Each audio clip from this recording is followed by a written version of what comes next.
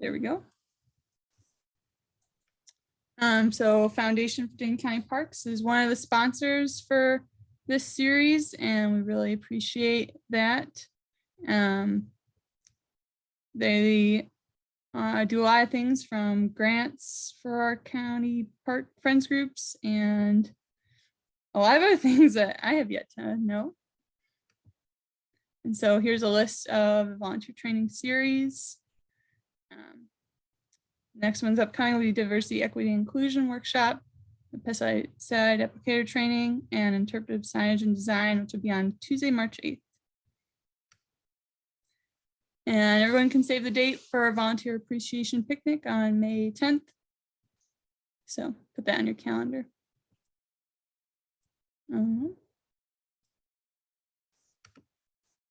And at the end, we'll ask you to complete a survey, but don't need to know that for now. So I guess I will introduce myself. I'm Claire Lamberg.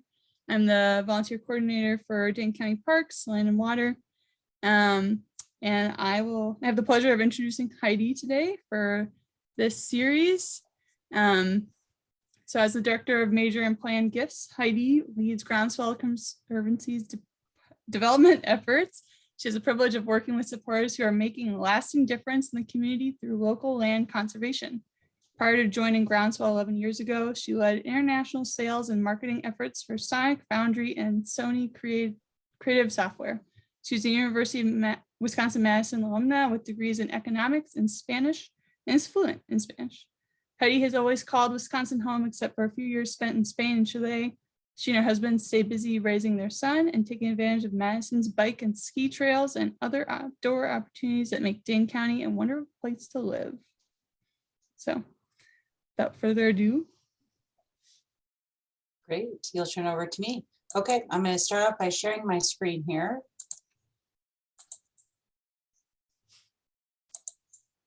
And I actually have a dual monitor, so just in case you're wondering, why do I look over here sometimes? Because that's the screen that you guys are seeing, but I'm seeing the screen in front of me. So yeah, thanks Claire for the introduction. And I just want to start off by saying thanks to all of you, because you guys are doing such important work and such amazing work.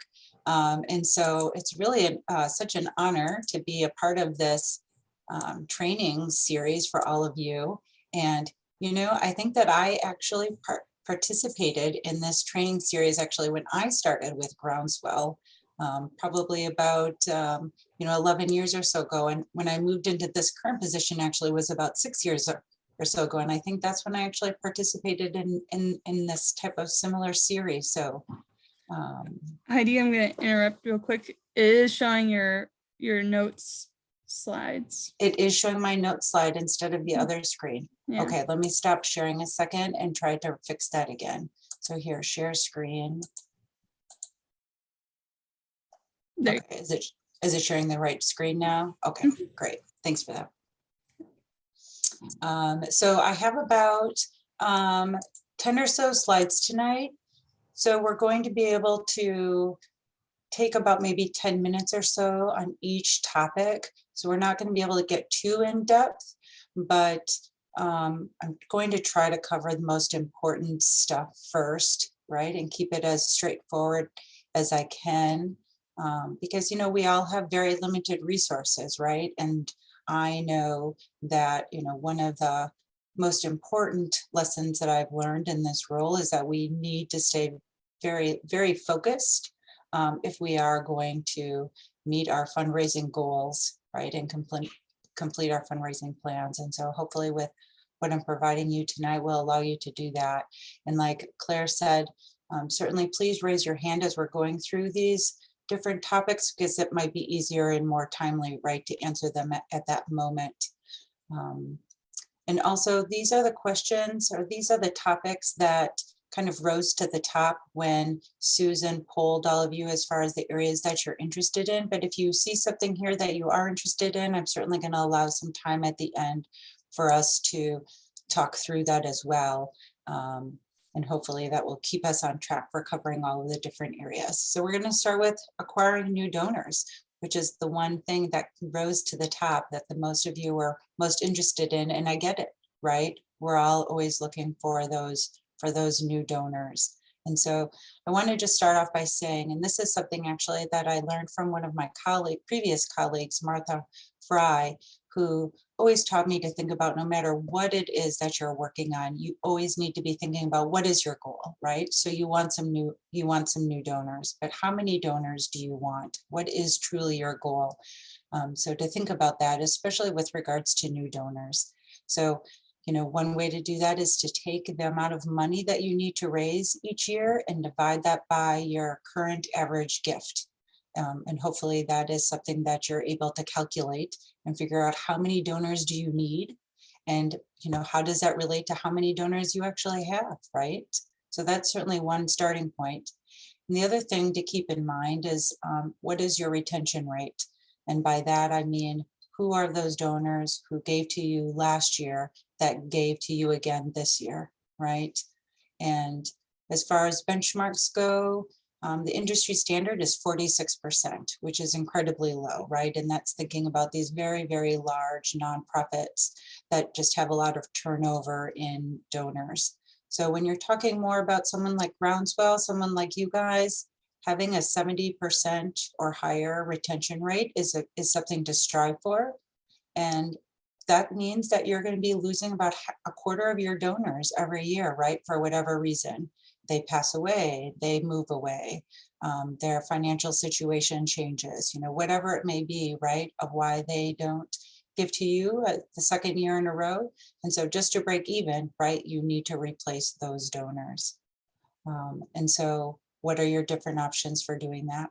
And believe it or not, the still number one way to do that is through direct mail, physically sending them a letter or a postcard or whatever it may be, something physical in the mail, asking them for a gift, right, to your organization. And so how do you do that, right? How do you find and create these lists of new donors, these people that you don't know that aren't already giving to you? And there's a couple of ways to go about that. So one would be a list exchange, and that means finding a like-minded organization or organizations that are willing to exchange their list with you. And I don't mean share, I do literally mean exchange, meaning, for example, you give them 100 names and addresses, they give you 100 names and addresses, and you use those one time. This is a one-time exchange. And there's some parameters and things to keep in mind there if you do that. You would want to, for example, not share your donors who are giving more than $250, right? Those are your key donors, and you don't want to be sharing those donors.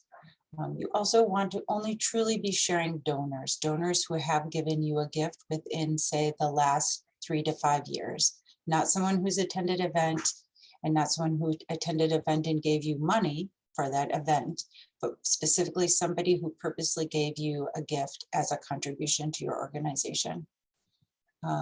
There's a couple of other parameters and things there to think about, but those are the key ones. Also, there may be people who have at some point told you specifically that they do not want to have their information shared, and that would be another thing to consider.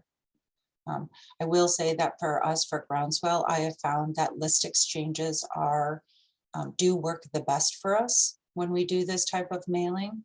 This is where we see the highest response rate, which when I say highest, again, you have to keep in mind that I'm talking about anywhere from like 1% to 4%. So, acquiring new donors is not an easy task. And there are very low rate of returns. So it is a costly endeavor in that regard. You do need to mail quite a few donors, quite a few people in order to get, a significant number of donors. Another option is to purchase a list. That of course is more expensive. It could cost you, say, $500, for example, to purchase a list of donors in Dane County. I could recommend a broker that you could use, that you could contact, and they would supply you with a list of the different lists you could purchase. So for example, Defenders, the World Wildlife Federation, the Nature Conservancy, National Geographic. You know, there's all kinds of different lists that they would be willing to sell to you that you could purchase. And the way that that would work is they would actually send it to a mail house. So you would also have to then be working with the mail house in order to do that. And they would be sending out, they would be merging your letter with the names that you have acquired and be sending that out for you. So again, that's a trickier thing to talk about.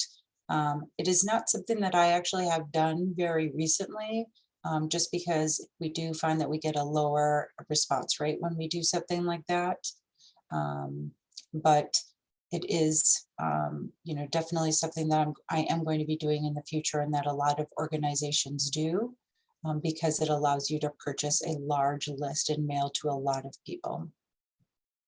Another way that is also less expensive, but can be certainly time consuming, is to collect prospect names. So compile lists from your board members, from your committee members, or have a volunteer look through annual reports for like-minded organizations, and then pull those names, and then they'll have to physically look up, you know, the mailing addresses for those people. So again, it's time consuming, but it certainly is also one option to be considered. Another way is to solicit people after they have attended one of your events. So hopefully what you're doing when you have an event is requiring some sort of registration so that you can collect those people's emails and or mailing addresses. And then there you go, and you have a list of prospects that you can be then following up with. And one other thing that we do here at Groundswell is we will pull addresses of neighbors who live around preserves or areas where we work. You can use that using, you have Access Dane, it's called, on the internet, and you can, using a map tool, you can pull the addresses, names and addresses for people around an area where you work, such as around one of your preserves, for example. And we have found that actually this can be quite successful, but you need to be, I mean, of course, in all these cases, you need to be very thoughtful then about your messaging, right? And be thinking about who your audience is, and telling them a story that is going to inspire them to give. But specifically with this method, we have found that, for example, we pulled the names and addresses for people who live around our Patrick Marsh Preserve, which is right on the doorstep of Sun Prairie. And we found that the letter that worked best to them was one where we were specifically asking them to give to make improvements to Patrick Marsh and some of the improvements that they could be a part of by making that happen. So instead of making it like a broader appeal, like to support Groundswell, if we did truly hone in on them being able to make a difference at Patrick Marsh, that was much more successful. And then once we had successfully gotten a contribution from them for that purpose, you know, now they're our donor, right? Now we can be communicating with them about the rest of the work that we do, and hopefully inspiring them to give a gift in the future, which would not necessarily then have to be very specifically to a project and to Patrick Marsh, but could be just in general a gift. But we you know, but it was kind of the hook, right? The hook for how we initially got them to give to our organization. Some other ways, so that's about direct mail. Does anybody have any questions there about any of that? Okay, so just some more, you know, ideas then if you're going beyond that, you know, if maybe direct mail isn't an option, or you've already tried direct mail and you're looking for other things. So, you know, your next best investment that you can make is having a donation page that inspires giving. So you're having it mobile friendly, making it easy to find, just a one-page donation form.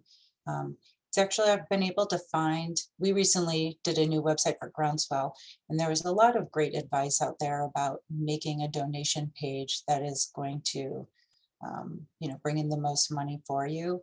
And that I can't emphasize that enough. as far as the next best way, aside from direct mail, to bring in the new donors. Other ways, of course, are events. This is more than anything really, though, the way to acquire the information, right? The contact information, the address, the name, the email of someone to then follow up with them in the future. If it's just a general event, otherwise, it is to ask your board and or those donors who are closest to you and who are very passionate about your mission, to have them host house parties, right? Host a house party and invite some of their friends or neighbors or family who they think also share your same values and would be interested in the work that your organization is doing. Because at the end of the day, our board members and our volunteers and our key donors, they're our biggest bullhorns, right, for getting out the word about our work. And it's that word of mouth.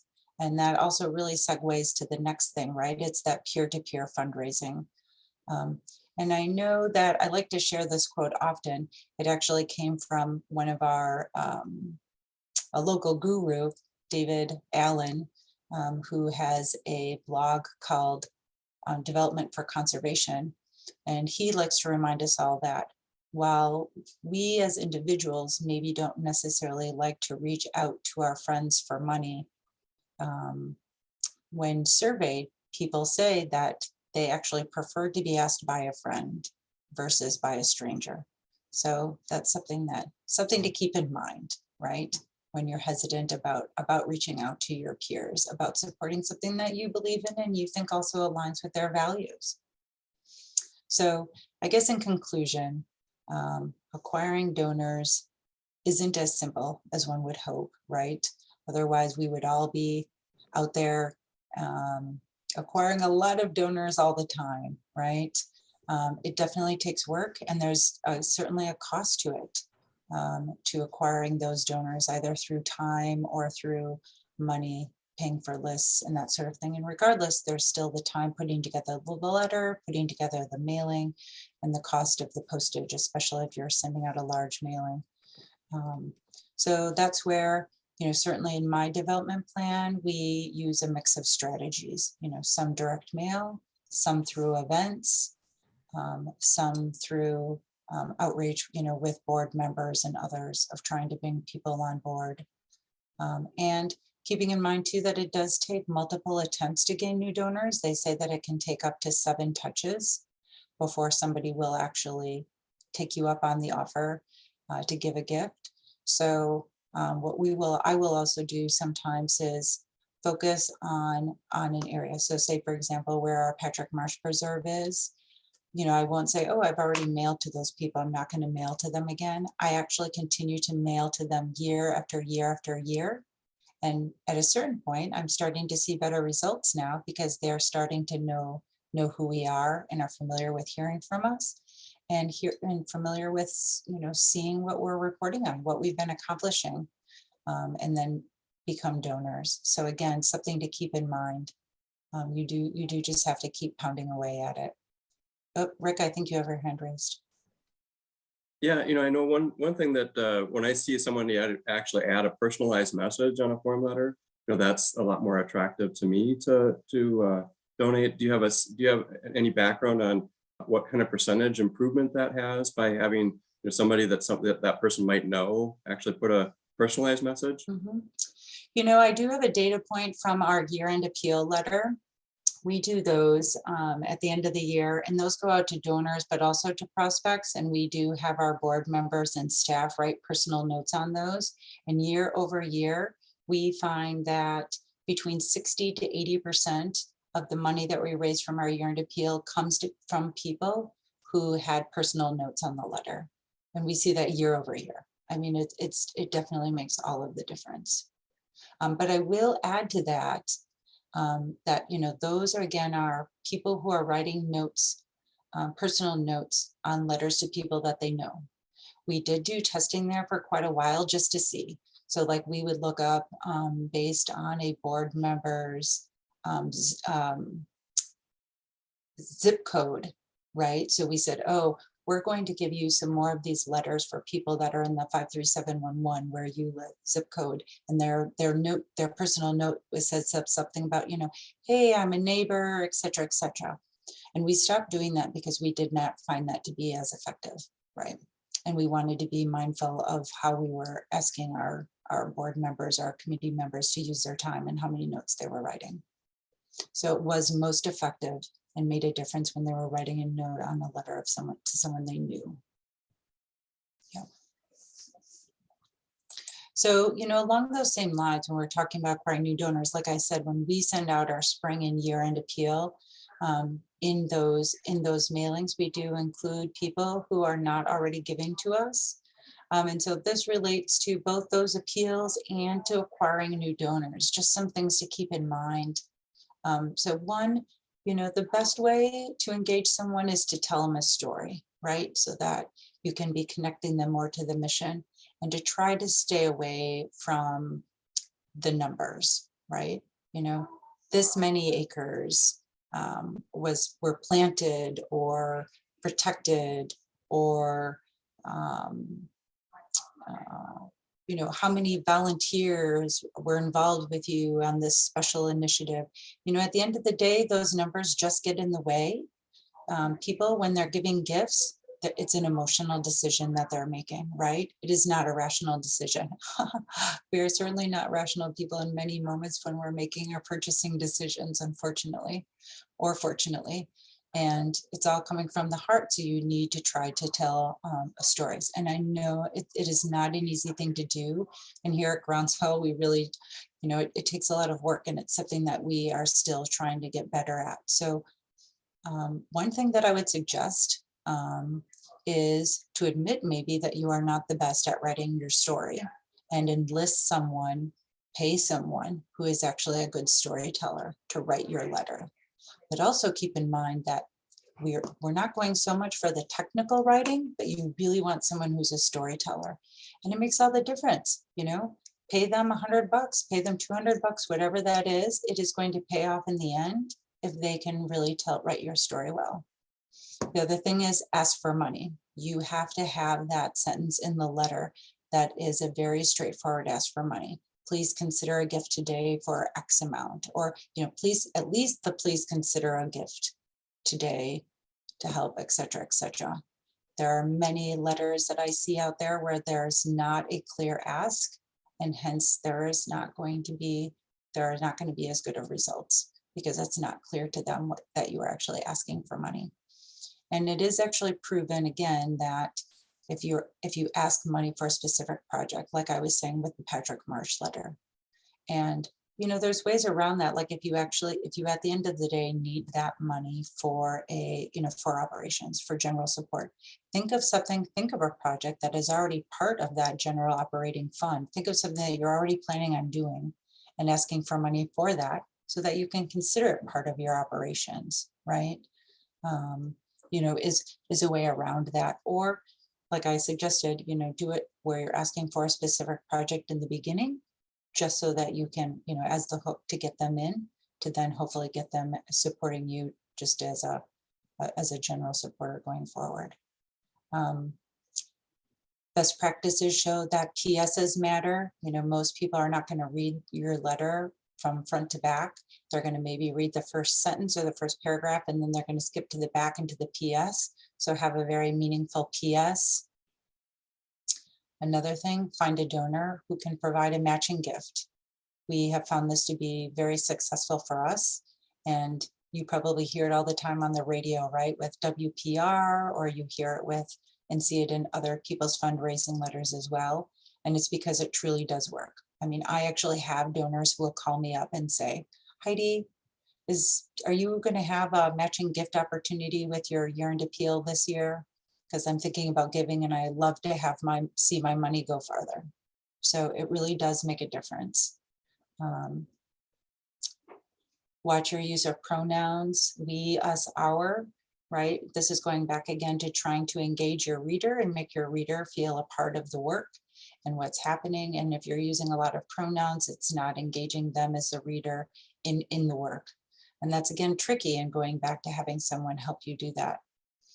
And my last point, and I think this is very important and something that we are now making a part of our process with all of our letters, with all of our outreach materials, is running it through the Flesch-Kincaid reading level test. And so try that with a couple of your materials and just see what you come up with. It's always so interesting. Usually what we find is we're at like grade level 11 or higher. And it's because we're using big words and we're using long run-on sentences. And like I said, people are not actually reading your letter, they're scanning your letter. And people that are smart people can scan something very easily if it's written at a 6th grade level. And you want them to be able to scan it easily and decide to give you money. So that URL that I put in there is the one specifically that we use to test the Flesch-Kincaid reading level. We like that because then it actually tells you what your score is. And then at the bottom part, it actually gives you examples. It gives you specific sentences that are creating the issue in your document. So what you have to do is you have to copy and paste it, right? And put it into this form on the internet. So it just does take a little bit of an extra step, but we really like how it then points out the specific parts of our letter that we should be looking at. And again, these are all very much proven best practices that we too have started to see really pay off. Any questions about any of that? Okay.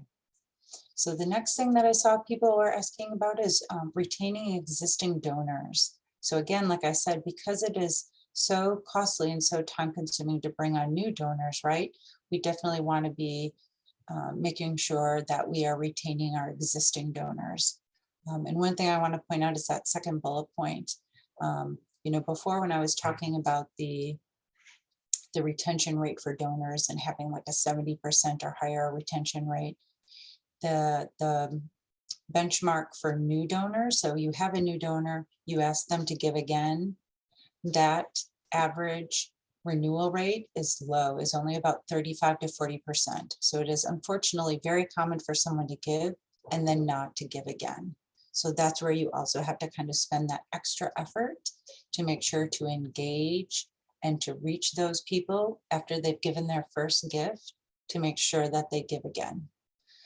So here are some just different activities or some for you to keep in mind, both for those new donors once they come on board and for your existing donors. I can't stress the importance of timely thank yous. Timely being one part, and then thank you. And you can never thank people enough, right? So phone calls. We actually subscribe to whitepages.com. We have the subscription. It's pretty inexpensive. So at any time we can go and look up somebody on White Pages. You know, it doesn't always give us the cell phone number or a correct cell phone number, but you know, so far it's still paying off to try that. Here at Groundswell, we have our process is that we call everyone who gives $100 or more. And at the end of the year for the month of December, we try to call everyone, like regardless of the amount of their gift. And on certain special giving days, like Giving Tuesday, also on that same day, we try to call everybody who's given that day, right? And we do really find that it makes a difference. And of course, you're leaving definitely voicemail messages for people. But again, there's this woman, Penelope Burke. If you want to look her up, she's been she's been surveying donors for years. So she has really incredible data because it's coming right from donors. And, you know, a donor is 97% more likely to give you a gift if they feel like they have been properly thanked and acknowledged. And they acknowledge thank you calls as being the #1 way for doing that. You know, if you don't have the phone number of someone, send them an email, right? Even if you're sending them a printed acknowledgement, it doesn't hurt to also send them an email. And hopefully, and we'll be talking about this later, but hopefully you're collecting emails via your reply cards, or of course, if they give a gift online, they have to give their emails. So hopefully you're making that a priority. Personal notes on thank you letters. Again, like we were talking about with Rick, personal notes make a big difference. We try to write personal notes on a lot of our thank you letters that go out. or a handwritten note from a board member in addition to your thank you. So for example, we send out a thank you letter, an acknowledgement letter, and then we also have a board member, send out a handwritten note from us. And we have seen that really pay off in a couple of different circumstances.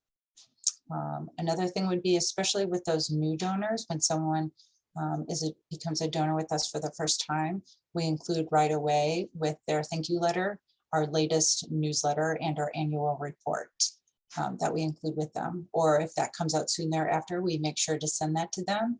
And instead of having the newsletter go out to them via bulk mail, like probably most of you do from your mail house, we actually have that sent to them separately, just via first class mail with a personal note, acknowledging, they're a new donor.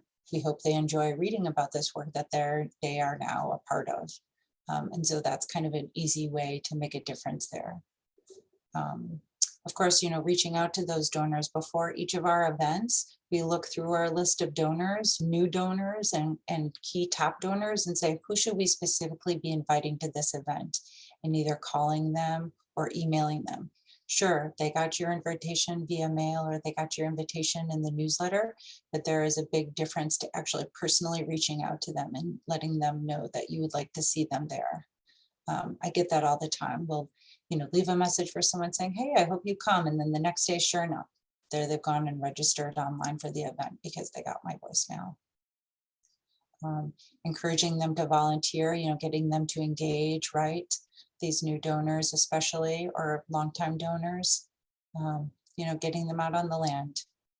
And then of course, however you do it through your e-news or your newsletters or wherever it may be, showing them how their gift has forwarded the mission is the most likely way that they're also going to give again, right?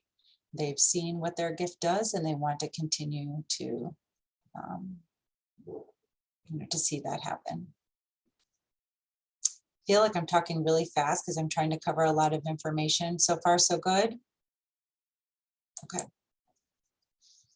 Collecting emails. This is a fun one, right?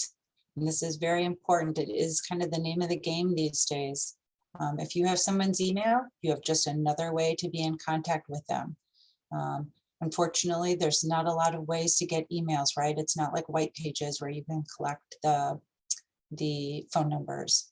So again, just kind of like with acquiring new donors, collecting emails, there's several different ways to go about it. And I encourage you to try to use all of them.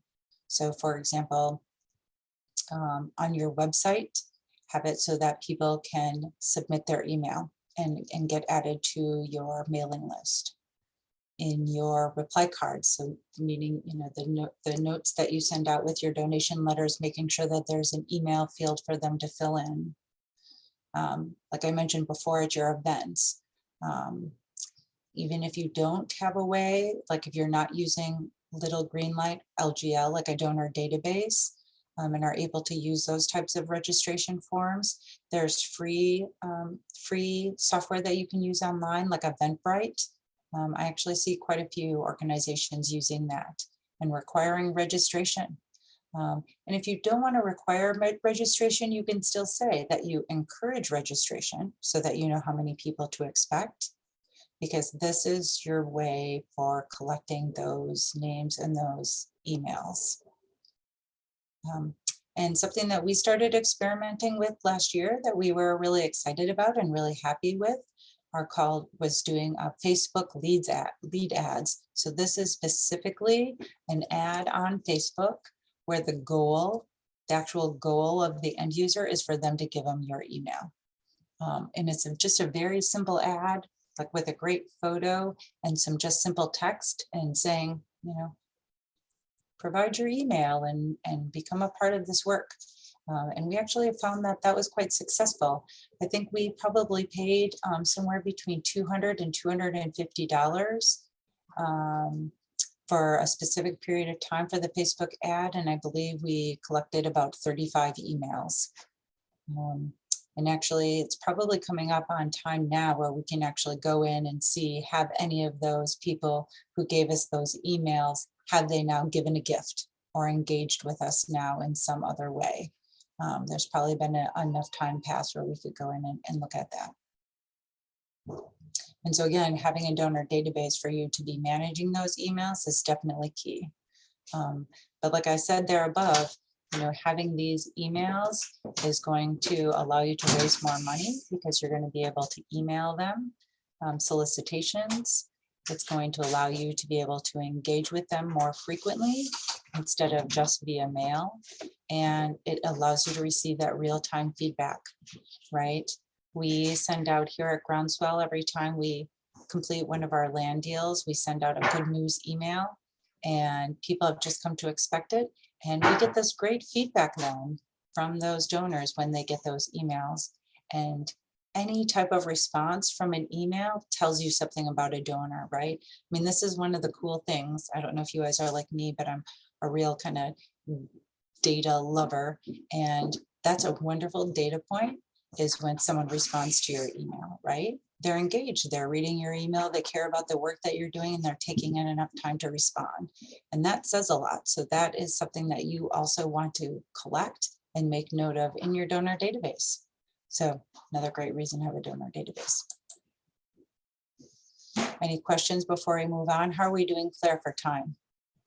We're good. We're doing okay? Rick, Okay. Rick had a question. Okay. So monthly donor program. I'm going to be honest about this one. I have mixed feelings about a monthly donor program just because it, just like acquiring new donors, takes a lot of work.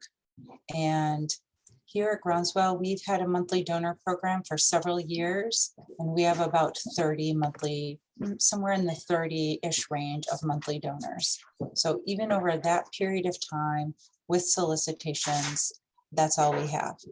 So, unless you're someone like WPR, right, who can be constantly over the radio and has already set this precedence, already has this system in place with your listeners, it's tricky. It's tricky, and I'm not quite sure that I would advise that it's worth your time if you have limited resources, that you spend the efforts trying to put together a monthly donor program and making it happen.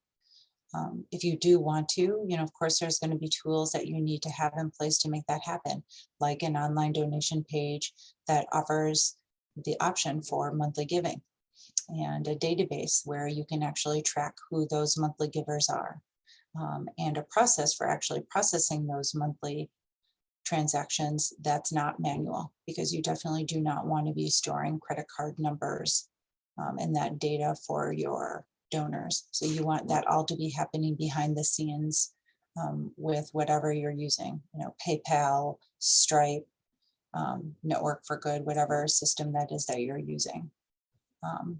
There are definitely benefits, or you should hopefully provide some sort of benefit to the donor because they're a monthly giver, right? They're someone special. So one of the things that we do here at Groundswell is we send out what we call an insider email on a quarterly basis to our supporters that give monthly, and we call them sustainers, so that they feel like they're kind of getting the inside scoop by being a sustainer. There are definitely benefits to the organization, to your organization, if you have monthly donors. They become more loyal donors, right? Because they're giving on a regular basis. It is something that does attract younger donors, and the benchmarks, and I believe we are seeing it as well, continue to see it, is a higher average gift. Because when people are in a sustainer program, they actually end up giving you more on a yearly basis than if they were to have given you just a one-time gift. And I think this was something somebody had asked actually in the survey about topics for this evening. So I was asking about how do we track an LGL and Little Green Light, our donor database, monthly giving. And we use it we track it through the payment type. So when you're entering a gift and you have the different payment type options, instead of saying the payment type is online, for example, we have to say that the payment type is sustainer. because that's a very dynamic data point, right? So each time we're entering that gift, we're noting that the payment type was sustainer versus an LGL, there's a group. That is one option, and that's how we used to track it, but that's a very static data point. You have to constantly be going in and unmarking or marking someone as a sustainer. So using payment type is a great way to make sure that, so then if you run a report for anyone who has payment type sustainer, then that is truly valid and up-to-date information. So hopefully that makes sense for whoever asked that question. Planned giving. How many of you do currently have a planned giving program or are thinking about having a planned giving program? Like how many of this is valid for you? Can you like maybe raise your hand in some way? Heidi, we don't have planned giving, but it's something we've talked about. Yeah, okay, okay. So, you know, setting up a planned giving program, there's just some basic things, right? Giving it a name, making it attractive to for people to become a part of this program. Ours, for example, is called the Legacy Circle. Figuring out how you want to recognize and thank those members who are part of this program. So we recognize, for example, our members in our annual report. So in writing, in the annual report, and we host a Legacy Circle party, as we call it, every other year. And that is a party for those Legacy Circle members, but then we do also invite Legacy Circle prospects to that party. So let's say you don't have a program, like you were suggesting, Mark, but you want to set something up. So you create a name, you decide how you're going to recognize these people, and then you want to make sure to get the word out, and you want to kind of have it front and center in everything that you do, really. You want to have, like, as you've probably seen, the little blurb on the bottom of the reply cards, right? So where they can check how much their donation is and give you a credit card or whatever it may be. And then there's a little box that says, you know, I would like additional information about how to include, you know, Dane County Parks in my will or estate plans. Or a box that says, I have already included Dane County Parks in my will or estate plans, you know, that sort of thing. We created a quarter-page insert that we include with all of our mailings. And on one side of the insert is some messaging about planned giving. And on the other side actually is some messaging about being a monthly sustainer. And we include that with all of our renewal letters or our appeal letters as just an additional reminder. And then in your newsletters, right? In your e-news or in your regular printed newsletters, always some sort of blurb. And one great way to do this is actually to have it be a story. Have it be a story from someone who is already a Legacy Circle member, sharing what inspired them, right? And then maybe somebody else will read that and identify with that and say, I share those same values, and oh, look what Betty is doing. I can do that too. Or share a story of someone who has already given you a planned gift, right? A bequest that you received, and then share what were some of the wonderful things that you were able to accomplish with their gift. And then someone else can say, oh, wow, here's something that I can do after my lifetime. And wouldn't that be neat to do that? Something that they can relate to in that way. So, you know, again, if you're just starting out, and you're starting to include those materials and things, you'll want to make sure to just have some of the basic information on your website. You know, just have a special page along with your donation information, but its own separate page. You could include some sample language about what people need to include in their will or trust. And you'll also want to provide your official name, your address, and your federal ID number, because those are the other three main things that they're going to need along with that main language to include. And maybe if you have an estate planning attorney on your board, or you could, or if you maybe have a fundraising committee or development committee, and you have an estate planning attorney on that committee, they can certainly help you with with that language as well, and what you should put up on your website. And so then how do you reach out to these, how do you reach out to prospects? So down below, I talk about who are prospects, right? Who are prospects for your giving, for your planned giving program? And those would be anybody who's been giving to you over, consecutively for over a period of time, say 5 years, 10 years, however long you've been around.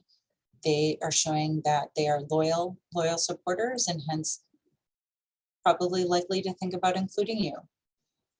Again, anybody that has been engaged with your organization, a past board member, past committee members, volunteers, right? They've shown a commitment to your organization above and beyond just being a donor, and that definitely makes them a prospect for planned giving. And then just looking at demographics for your donors, things to keep in mind: someone who is older, maybe single, divorced, widowed, without children, and owns a pet. Those from the from the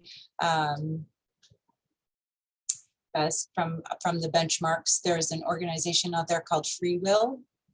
If you're interested in looking them up, they provide a lot of different webinars and information on planned giving, and they also themselves help people with wills and organizations, so they're able to collect, again, directly from their donors, from their clients, this information, and it enables just to see the data from the people who are doing this, and hence where they're able to pull this information. It's really interesting. I've been able to participate in some of their webinars in the past and see the data that they've shared regarding those demographics. And so once you've then identified your prospects, you could do a direct mail to those prospects. Here at Groundswell, one of the ways that we do that is we send a letter, and the letter actually comes from, again, one of our current and existing Legacy Circle members. So sharing their own personal story, why they've included Groundswell in their plans, and inviting them to join them. And we include some other sort of special messaging as well, reminding people they don't need to be wealthy in order to include you in their estate plans. We've received requests, for example, for $1,000. It doesn't need to be that someone's leaving you $100,000, right, in their estate. It all adds up, as we all know. And then, of course, you're going to want to, again, include some way for them to respond. And in this case, you're still going to want to include a reply envelope and some sort of response card where they can check a box that says, for example, I would like more information, or I have already included you, or, this is something I'm thinking about, please keep me on your list, right? That sort of thing. As I already mentioned, we do host an event every other year as a way for us to, one, thank our existing Legacy members, and then also to be able to meet and talk with prospects and to have them have some of their questions answered about including us. And for those people that are using LGL, and I think somebody maybe asked about this again, we use this using a group, which is a very static way. But again, this is pretty static information, right? People aren't changing quickly, whether they're a Legacy Circle member or not. So we have a group called Legacy Circle Member and Legacy Circle Prospect as a group, and that is how we are tracking our donors that way. Any information about that? So this was something else that a couple of you asked about, and you've been hearing me talk about it. Little green light, LGL, that's our donor database. It is something that we've been using for probably about 8 or so years now, and it is inexpensive. As you can see here, they charge you per constituent in your database. So we are, for example, we have about 7,000 or so constituents in our database, so we're paying $59 a month. And, that's where we have that many constituents, but those are not all donors. You know, some of those are prospects, some of those are people who were donors in the past and who are now deceased, or we also use it as like a Rolodex, right? So we have contacts in there. You know, people are contact for porta potties, maybe, for example, anything, right? It's like your everything and everything of who and you may want to be in contact with. And it's a great way to keep all of that information so that anyone in your organization at any time can reference that. So this is really the only one that I can speak to, but you know, given the size of our organizations, a lot of other databases out there are more expensive. They're definitely not as intuitive to use, and they definitely do not have as many features that you are going to find beneficial. And so I would highly recommend Little Greenlight. I have given demos to many local organizations, and many of them are now using Little Greenlight, as I've mentioned here, Valdo Leopold Nature Center, Gathering Waters, Driftless Area Land Conservancy, REAP, Foundation for Dane County Parks is now using it. There's quite a few people locally that are using it, and quite a few land trusts in general. You know, data is the answer. Data is the answer to everything that you're doing. If you want to be raising more money or retaining your donors or collecting emails or, you know, tracking how a mailing is working, any of that information, you need a donor database in order to do that. And LGL is going to be able to do that for you easily and effectively. They do have very responsive email support. They have a very active Facebook support page, and they have a very nice knowledge base. So there are a lot of resources there for those of you who are maybe fearful of, you know, how are you going to get up and going with this donor database? There's definitely a lot of support out there.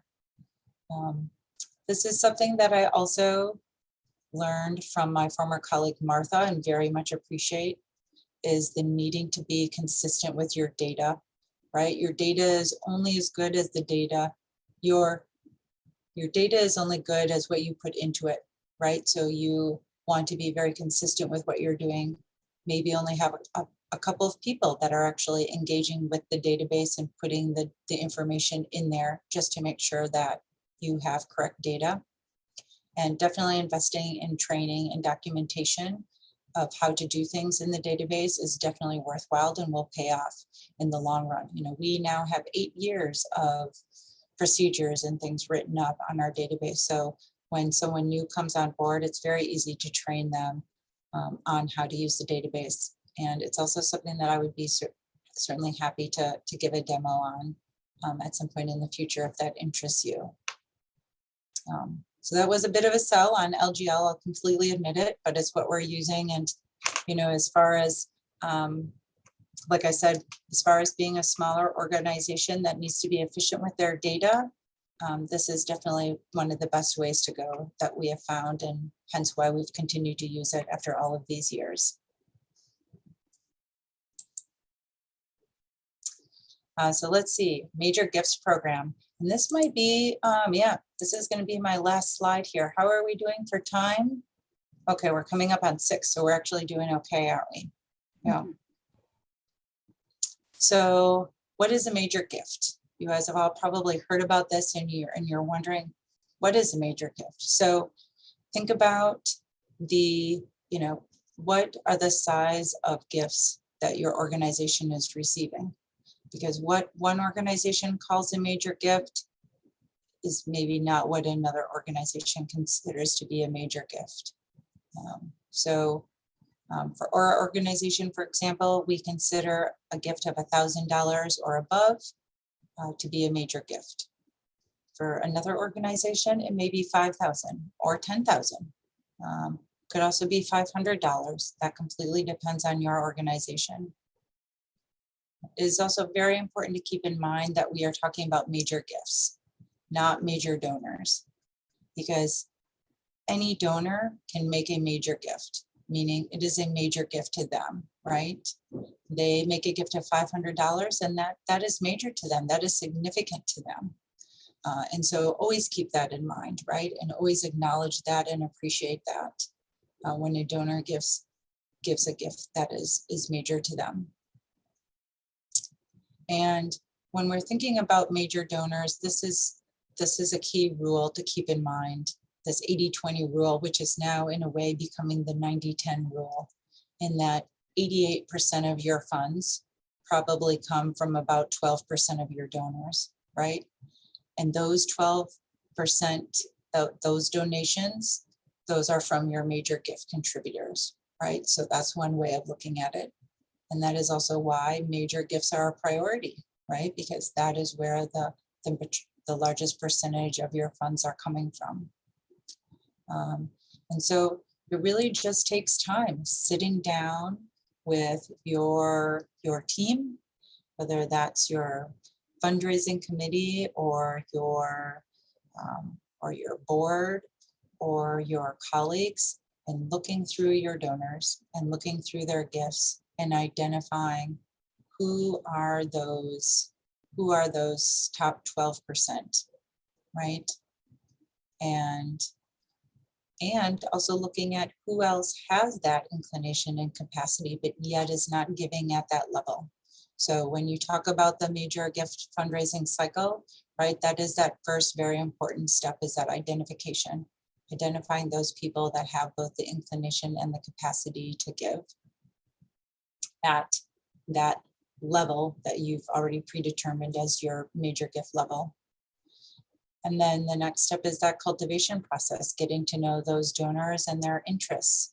And this will happen, this takes time, right? This takes time learning from them, what they care about, giving them a couple of different projects as examples, and just kind of seeing what do they tend to gravitate towards, what seem to be the most interesting to them. And then, I think a lot of people get hung up on asking for the gift, and that's really only like 5% of this process, if you think about it as like a pie, right? The biggest parts are identification, cultivating them, and then once they've given the gift, actually stewarding them and making sure that you continue to build that relationship with them. So I guess that's all I was going to get into with the major gifts program for now, unless there were more questions there. Any questions in that realm? Okay. So questions in general. These were also some of the resources that I thought I would provide. So as I mentioned before, David Allen, he's the... I did have a question about major gifts. Mhm.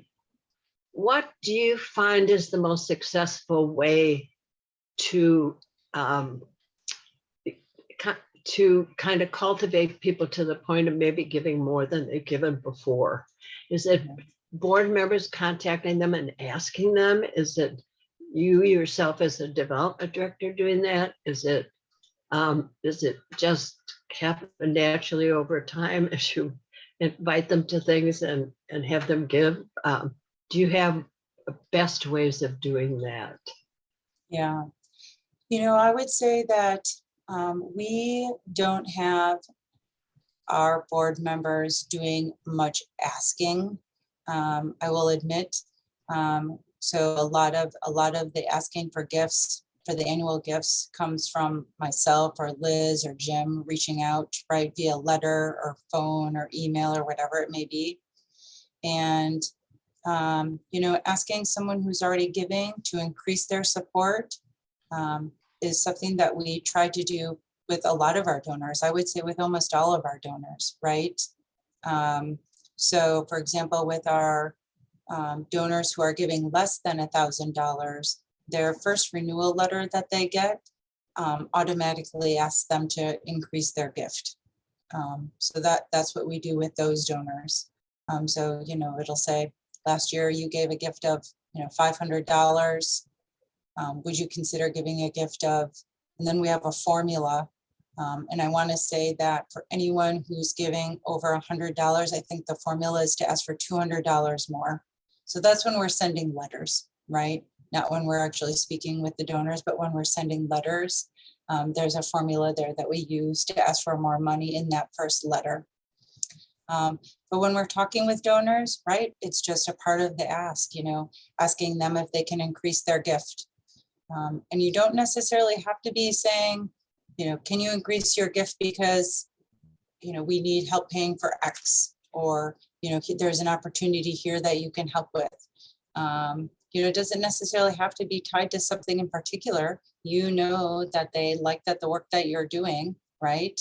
And that they are willing to sit with you and be with you, right, at that moment, either in person or on the phone or via Zoom. And, you can ask them to increase their support. Last year they gave X, oftentimes it helps though to ask for a specific amount of how much you would like them to increase to. I know sometimes I hesitate because I feel like, oh, well, maybe they could give more. And then I ask for 2,000, but they really would have given 5,000, and that's something that I've had to try to work on over time, because the research shows and the best practices show that, sure, that's going to happen sometimes, but at the end of the day, you are going to raise more money by asking, right? And sometimes you're going to get that amount wrong, but at the end of the day, you're going to end up ahead. And so it's just simply a matter of asking. And a lot of times, again, they say that, donors will admit that that was just simply a matter of nobody ever asked them, right? And I have sometimes actually have had people tell me, Heidi, you should be asking for more money, and that's also a good reminder too, right? And again, what I try to keep in mind and I try to tell people is, again, remember, you're there, they're giving you all of the signals, right? They're giving you the green light. They're sitting there with you. They're talking with you. They've been a longtime supporter. Let's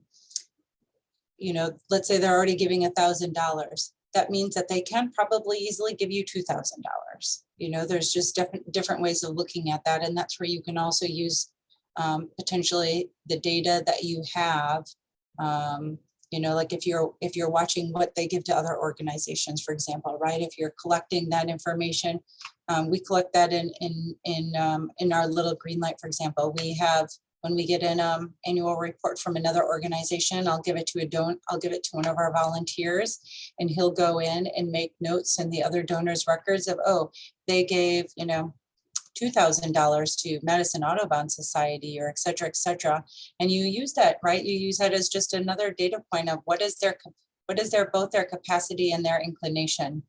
And of course, the easier way to do that is through doing wealth screening. And we have done that once just a couple of years ago, and we used an organization called Donor Search. And basically what they're just pulling is public information, right? They're pulling information from annual reports and other postings of giving information, but they're doing it on a very large scale for you. So for example, I think with Donor Search, we spent about $750, I think it was, for them to screen, that was maybe around 1,000 or 1,500 or so, about somewhere between 1,000 and 1,500 names. That's what that cost was for them to provide us with that data.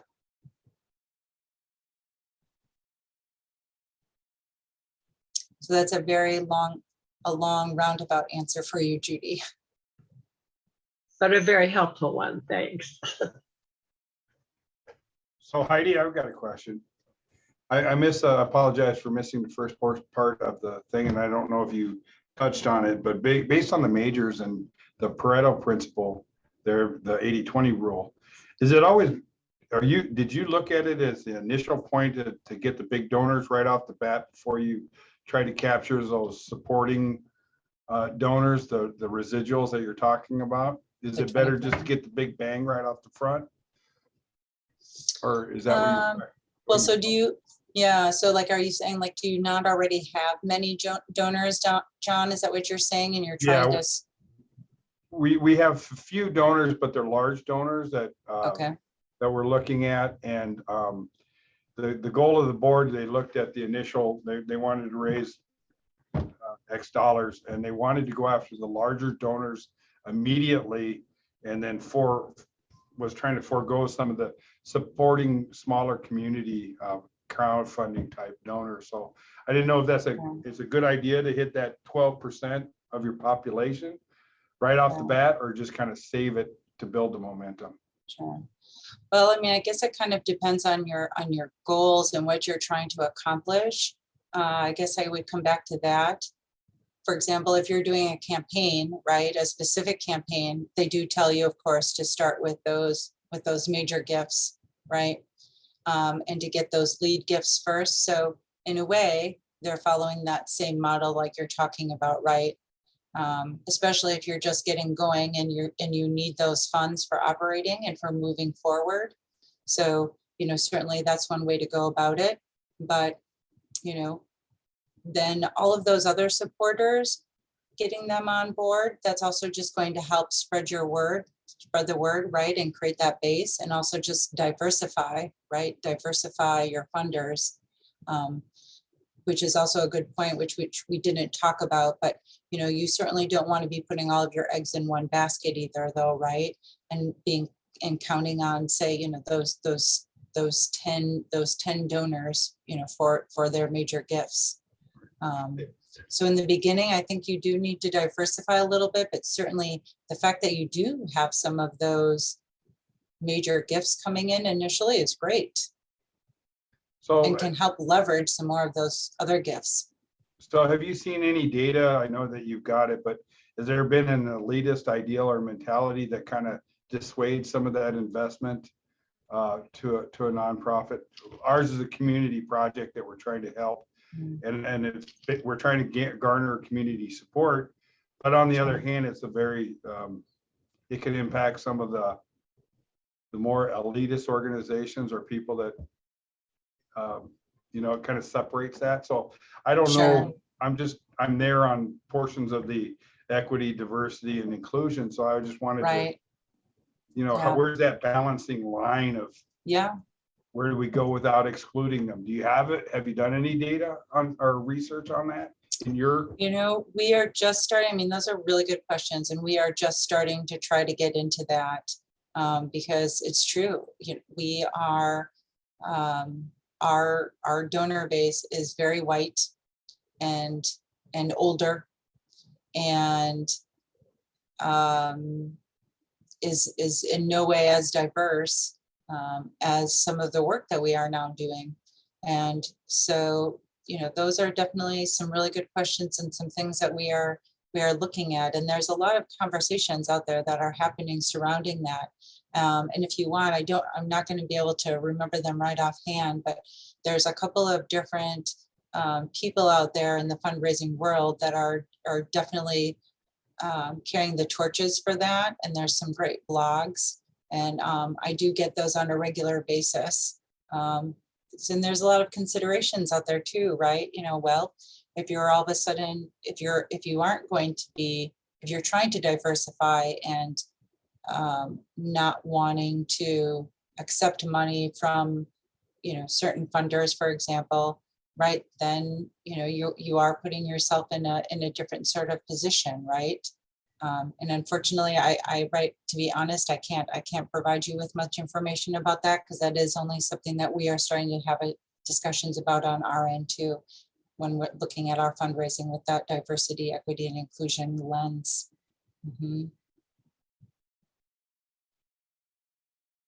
I'll find that information though, and I'll share that with Claire and Susan in case others are interested in seeing that, because they are very insightful, I think, and very thoughtful blogs and conversations that are happening.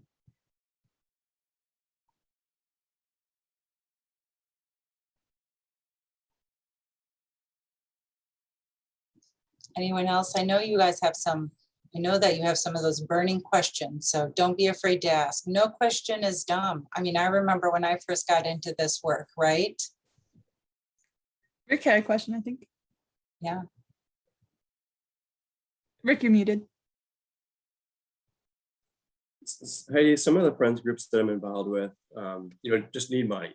Some of the friends groups need money, and people, volunteers, you know, some of the friends groups I'm involved with need money, people, volunteers, equipment, you know, capital, you know, items.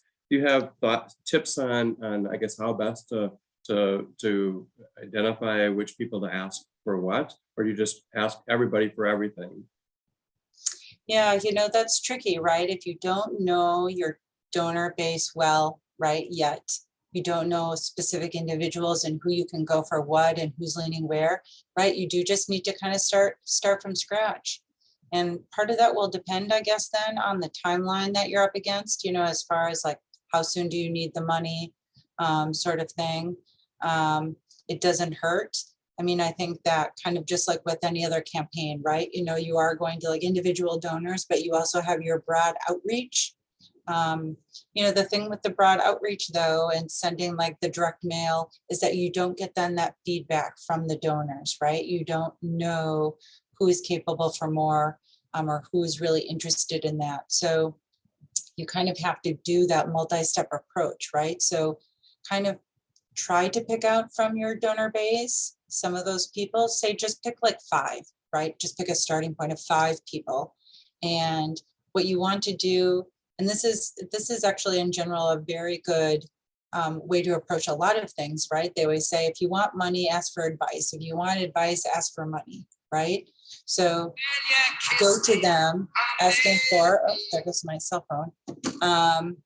Go to them with some advice, right? Ask them for advice, ask them about a couple of different things, right? Say, we're looking at doing this here, and we're looking at doing this here, and we're looking at doing this thing here, right? Give them 3 options and just see, right? You're not asking them for money yet. You're just saying, we're interested in your feedback on this because right, you're close to the organization and we value your thoughts. Or you were a former architect and we just thought you might have some great insight into this sort of thing, right? So it does take time, those discovery meetings, right, as they call them, but they're fun. That really is truly the best and the fun part, right? Just listening to them. And it takes time to get those meetings, but again, it's just a good data point. If someone is willing to meet with you and go through that process with you, right there, they're kind of raising their hand already saying, I'm interested, right? So you're just trying to figure out how much farther will they raise that hand, right? And you won't know until you ask them. Yeah. So I would suggest kind of like that multi-pronged approach of sending out some direct mail, but then also just picking a certain amount of people who you're going to follow up with and ask. And then you just start ticking them off, right? So you figure out, oh, okay, that person's not interested. Okay, then you move on and you move on to the next person, right? And maybe you use your board or some other people that are close or other volunteers to kind of try to help you identify who those people are in your organization that might most likely be interested in something. And if they're interested, they're definitely going to let you know, right? They're going to be the people that are like, how can I help? And it always shocks me, when I'm talking with somebody about something and I don't even have to ask. They're just like, Heidi, what do you need from me? How can I help? Right? You want to get to that point. And it's just a relationship building over time and figuring out what they're interested in.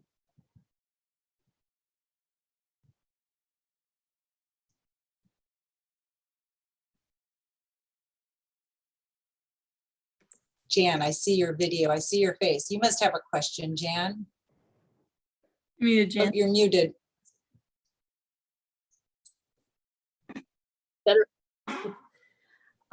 Once in a while, someone will ask us, do we have a lifetime membership option where they make a big donation and then we don't pester them every year to renew their membership? And I'm wondering if you have thoughts about whether that's a good idea or not. Oh, interesting.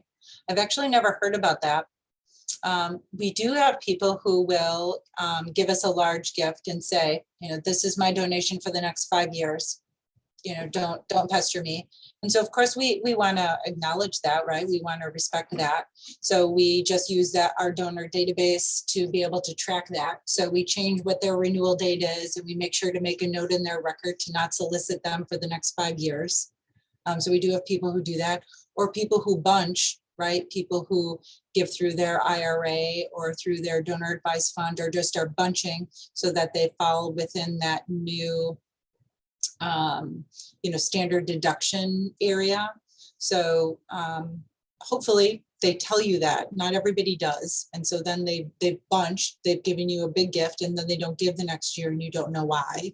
And then you reach out to them and then they tell you, or maybe they never do. But there are definitely people who are bunching. I've never had someone who's told me, here's my lifetime donation. You lose the chance to ask them every year and maybe they would give more and. Yeah. Yeah. Yeah. I mean, my gut reaction to that is that, we've had people before who will tell us like, this is my gift for this year, or, and then they still give again. So, people will tell you that, and that is their intention. And yet then they're still inspired and they give again. So, I mean, of course, you always want to respect what the donor says, right? So if they say, this is their lifetime gift, that's their lifetime gift. But, continue to send them the materials and things. And, hopefully they'll change their mind and they'll still give you another gift. Yeah. Okay. Yeah, but that's an interesting concept. And that's important to know that, people do that, right? People bunch or give a gift and then say that that's their gift for like the next 3 years. Yeah. Actually, that does remind me, somebody else had asked about that concept of membership versus just being a supporter, right? Like if you have a membership program or not.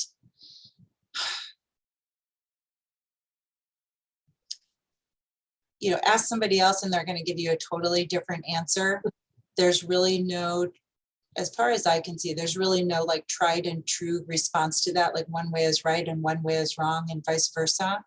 I actually did, in that local resource that I have there in this slide, developmentforconservation.org, David Allen's, he actually has a really interesting blog post about that.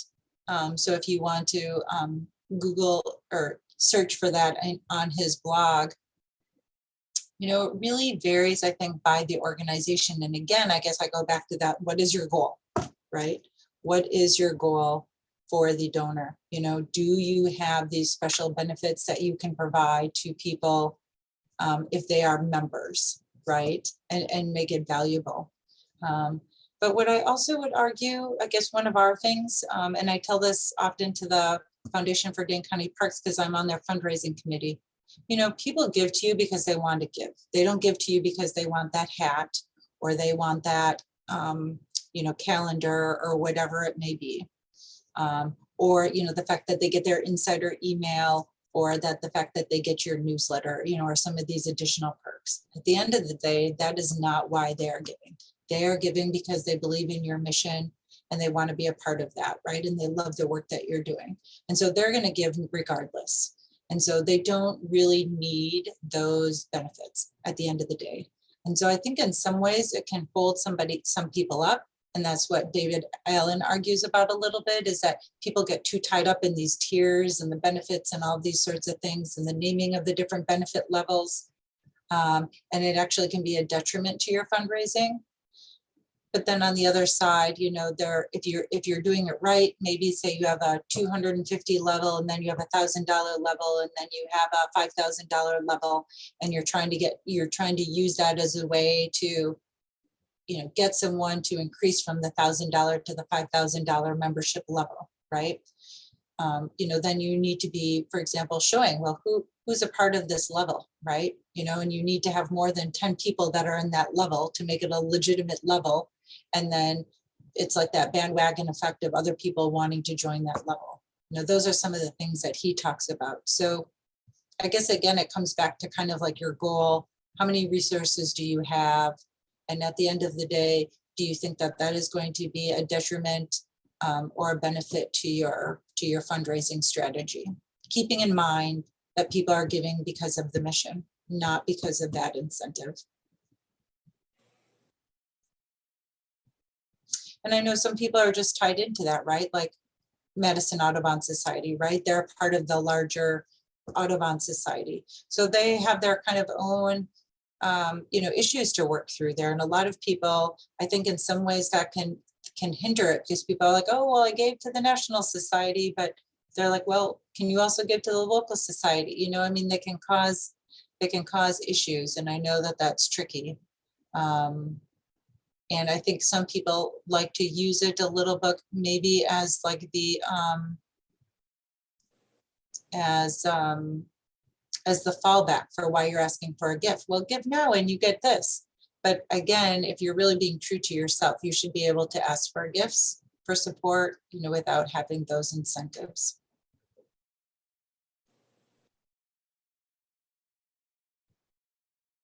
And, you know, we still, I guess, one of David Allen's arguments about that is, well, you know, it's another way to get people to see it as a recurring gift, right? As giving regularly to your organization. And I guess that I feel like I just stopped sharing.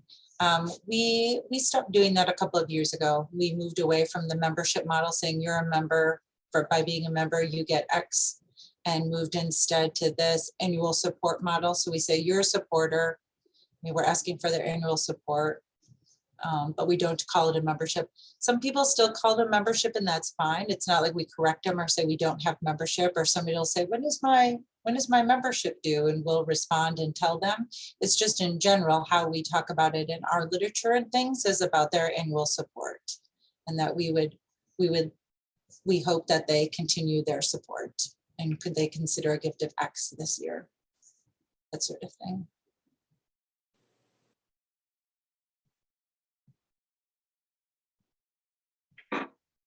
Anything else? Rita? I'm going to call on people whose video I can see. Rita, Beth.